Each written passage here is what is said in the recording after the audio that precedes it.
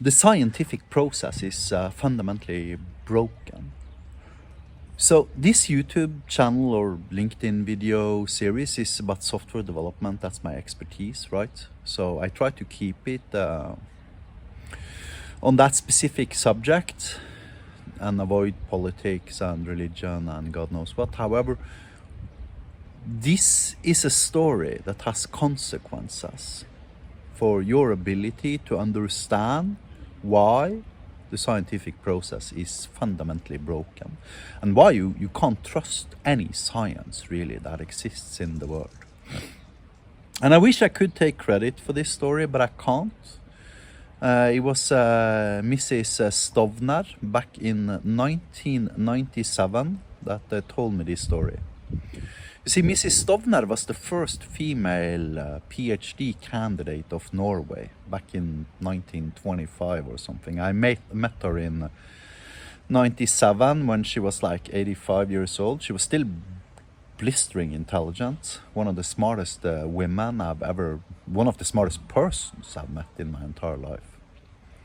And she had 2 PhDs. She used to be the headmaster doctor both Aker sykehus and Ullevål sykehus back in like the 1950s or something, I think. And she was an internationally renowned expert on, especially I think her speciality was like ADHD. But I'm digressing. I'm just giving her your credentials such that you can understand that this isn't some crap I read on Facebook or some stuff I, hallucinated on my last room trip or something. This is the way the story was told to me by Fru Stovner. And it actually explains everything that's wrong about science indirectly, if you think about it for a little bit. You see, Fru Stovner's father, he was a veterinary back in South Norway. And this is probably like 130, 140, 150 years ago or something. And he told the story to Fru Stovner about how the government wanted to cure tuberculosis all around Norway.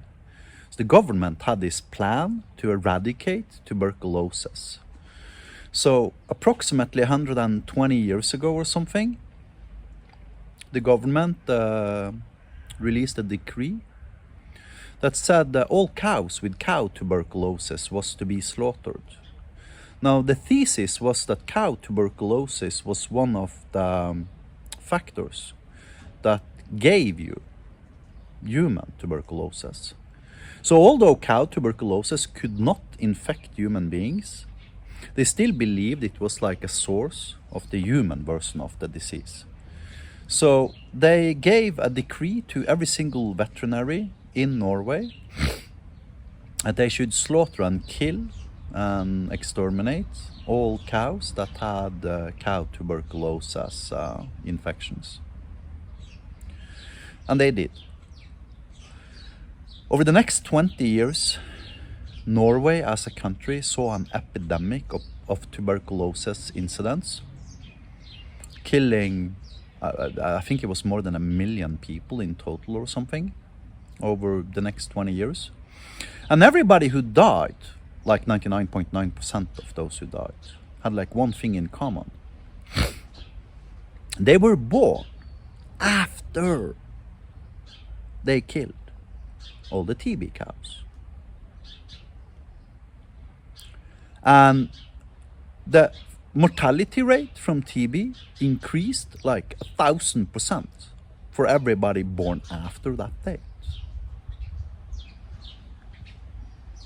At this point, I assume most of my watchers will intuitively already understand what happened.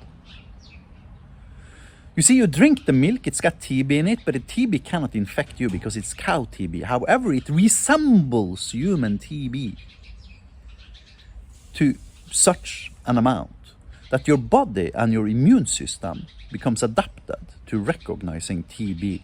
So it will still fight the TB, the cow TB, right? And as it does, it will recognize how it looks like, and it will be prepared to fight another round of TB 10 years later which might be human TB, which actually can infect you and actually can kill you. So all the children that were born after cow TB were eradicated. They basically lost a vaccination point, if you want, from tuberculosis. And it killed, if you go back to 1925 in Norway, it was very common to see a family with 10 children and 5 of them had died of TB. This was like, probably 20% of all families in Norway had lost half or more of their children to TB, tuberculosis, 100 years ago. And there was absolutely no cure in sight before we got the penicillin. And actually, Fru Stovner was the doctor in Norway that administered the first dose of penicillin we got. I think it was in like 1942 or something, during the war, if I'm not entirely mistaken. She told me that story too, but I don't remember that story as exactly as I remember the first story. However, there are 2 interesting facts that can be derived out of this. Fact number 1, I want you to go to Google and do a search for Norway, tuberculosis, and cow, and veterinaries and cow tuberculosis. Notice how empty it is. 0 results. You know why? Because as far as I know, I am the only person on earth that actually knows this story today. I mean, Fru Stovner probably told it to many people. Most people just probably forgot about it and didn't really think about it, right? Why? Because it is unpopular science, because the Norwegian government fucked up and murdered 1.5 million children due to ignorance. So even though it happened 120 years ago, it's still not fucking far enough into the history for us to be capable of like seriously discussing the subject. Because it implies that the Norwegian government is guilty of having murdered 1.5 million children. So the science doesn't exist. Nobody's willing to do science on it. And then there's the other fact, which is that if cow TB vaccinates human beings towards human TB, then all of a sudden now we got a vaccination plan against every single bacteria that exists, because most of these bacteria that can harm human beings to a significant extent has some sort of like, similar bacteria, either amongst monkeys or goats or chickens or fucking bats or cows or pigs or whatever. Implying we can literally install milk bars in every single city on earth and cure every single disease we have ever seen on this planet that is originating from bacteria. However, there's no money in that, right? I mean, how is like,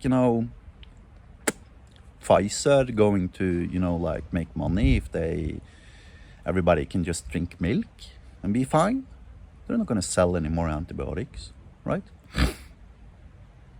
So there's no incentive to do actual research into the subject. So regardless of, the effect of whatever conclusions we end up with after having done that research, there's no legitimate path for anybody to actually make money on the scientific result. So nobody gives a shit, right? Now, I am not a doctor, and you shouldn't take this as medical advice for obvious reasons, right? Don't go around thinking drinking milk can cure everything, right? That's not how it works. If you're sick, you should seek out a professional person to help you become unsick and not listen to me. But we have the same exact effects in every single scientific vertical that exists, including the software development area. Which means that unless there are financial incentives for a specific truth or a scientific result, then nobody will spend money on doing that. Resulting in that we lose out on all of these like major achievements that could collectively benefit us all as a species, if somebody were just willing to do that. With medicine, it's impossible to do that research yourself. Why? Because, you gotta pay NHS and, whatever American, control board $500 million to simply get anything, legally labeled as, curing anything, right? So, I mean, nobody can do that with bacteria, but with software development, at the very least, to some extent, we can do it as individuals, as individual human beings, where we can chase down theory we have, create the thesis, come up to a conclusion about it, and then publicly speak about that conclusion. However, if there's one key fact I want you to take away out of this YouTube video, is that absolutely all science is rubbish. And if you don't believe me, then realize we've spent 1,000 trillion dollars collectively the last 120 years trying to find cures against bacteria-based infections, when we've known how to cure all of them for 120 years. But nobody wants to know the truth.